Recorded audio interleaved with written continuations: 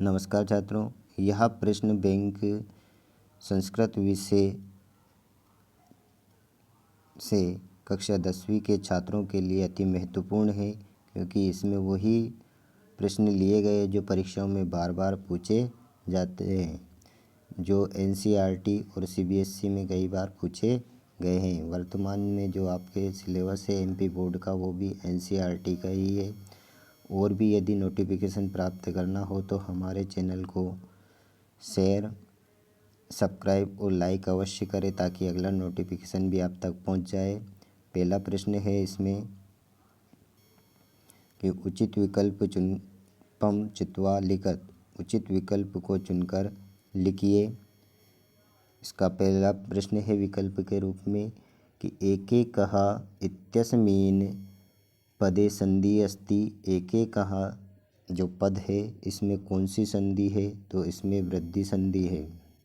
अगला प्रश्न, यदि प्लस अपि इत्यस्मिन् संधि पद अस्ति। यदि प्लस अपि का संधि युक्त पद है, कौन सा है, तो इसका संधि युक्त पद है यद्यपि। और यदि इसमें पूछा जाए कि इसकी यद्यपि में कौन सी संधि है, तो इसमें यण संधि है छात्रों। अगला प्रश्न, विद्या प्लस आले इत्यस्मिन् पदे संधि अस्ति। विद्या प्लस आले में कौन सी संधि है, तो इसमें संधि है आपके दीर्घ संधि, और इसका संधि युक्त पद होगा विद्यालय। अगला प्रश्न, सूर्य प्लस उदय इत्यस्मिन् संधि पद अस्ति। सूर्य प्लस उदय का संधि पद है सूर्योदय, और यदि इसमें संधि पूछी जाए सूर्योदय में, तो इसकी संधि होगी गुण संधि।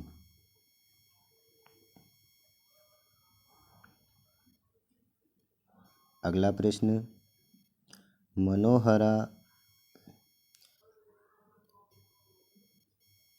इत्यस्य पदस्य संधि विच्छेद अस्ति। मनोहर का संधि विच्छेद है मनः प्लस हर। इसमें यदि पूछा जाए मनोहरः में कौन सी संधि है, तो इसमें विसर्ग संधि है, विसर्ग संधि। अगला प्रश्न, सदाचार इत्यस्मिन् पदे संधि अस्ति। सदाचार में कौन सी संधि है, तो इसमें दीर्घ संधि है। अगला प्रश्न देखिए, वे 7वां, सज्जनः इत्यस्य पदस्य संधि विच्छेद अस्ति। सज्जनः का संधि विच्छेद है सत् प्लस जन, यह व्यंजन संधि से लिया गया है। अगला प्रश्न देखिए, नमस्ते इत्यस्मिन् पदे संधि अस्ति। नमस्ते शब्द में संधि कौन सी है, तो इसके संधि है विसर्ग संधि। और यदि पूछा जाए नमस्ते इत्यस्मिन् पदे संधि विच्छेद अस्ति, तो इसका संधि विच्छेद होगा नमः प्लस ते। अगला प्रश्न देखिए, गुण संधि उदाहरणम नास्ति। गुण संधि का उदाहरण नहीं है, तो इसमें गुण संधि का उदाहरण इत्यादि शब्द है। इसमें गुण संधि नहीं है, और जिसमें नहीं है वही आपका आंसर है। सुरेश में भी गुण संधि है, रमेश में भी गुण संधि है, और दिनेश में भी गुण संधि है।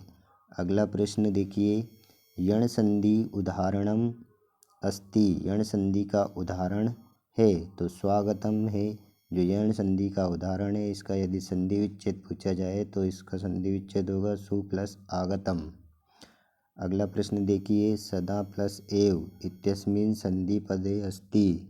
इसका संधि युक्त शब्द कौन सा है, तो यह है सदैव। और सदैव में यदि संधि पूछी जाए कि सदैव इत्यस्य पदस्य संधि अस्ति, तो इसमें वृद्धि संधि है। अगला प्रश्न देखिए छात्रों, तत् प्लस लीन इत्यस्मिन् से संधि पदे अस्ति। तत् प्लस लीन का में जो तत् प्लस लीन है, इसका संधि युक्त पद है कौन सा है, तल्लीन। और यह व्यंजन संधि से लिया गया है। अगला प्रश्न देखिए, निस् प्लस छल इत्यस्य संधि पदे अस्ति। निस् प्लस छल का संधि पद कौन सा है? तो इसका है निश्चल। यह भी व्यंजन संधि से लिया गया है। अगला उदाहरण देखिए, प्रश्न देखिए, जगदीश इत्यस्य पदस्य संधि विच्छेद अस्ति। जगदीश का संधि विच्छेद है जगत प्लस ईश। यह भी व्यंजन संधि से लिया गया है। अगला उदाहरण प्रश्न देखिए, व्यंजन संधि उदाहरणम नास्ति। व्यंजन संधि का उदाहरण नहीं है, तो अत्याचार व्यंजन संधि का उदाहरण नहीं है। जो नहीं है वही आपका आंसर है, क्योंकि इसमें ना पूछा है। तच्छिव में व्यंजन संधि है, जगदीश में व्यंजन संधि है और तल्लीन में भी व्यंजन संधि है। अगला प्रश्न अव्यय से संबंधित है। विद्या माता एव रक्षिति अस्मिन् पदे अवयव पदम अस्ति। यहाँ पे वाक्य आएगा पद की जगह कि इस पद में अव्यय है, तो इसमें अव्यय है आपके इव। अगला प्रश्न देखिए, अधोलिखितेषु अव्यय पदम नास्ति। अव्यय पद कौन सा नहीं है? तो पुत्र है जो आपका अव्यय नहीं है।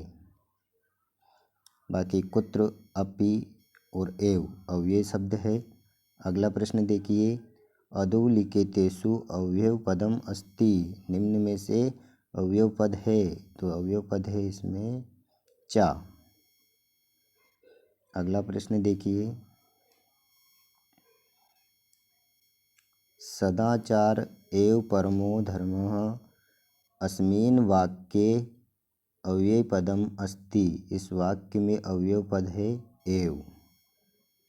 अगला प्रश्न देखिए, अधोलिखितेषु अव्यय पदम नास्ति। ना पूछा है और जो नहीं है वही आपका उत्तर होगा पता। पता जो है अव्यय शब्द नहीं है।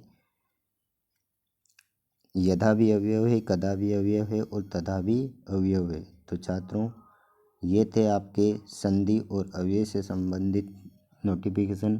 अगले नोटिफिकेशन प्राप्त करने के लिए हमारे चैनल को सब्सक्राइब अवश्य करें, ताकि अगला नोटिफिकेशन भी आप तक पहुंच जाए। PDF प्राप्त करने के लिए इस नंबर पर व्हाट्सएप मैसेज भेज सकते हो।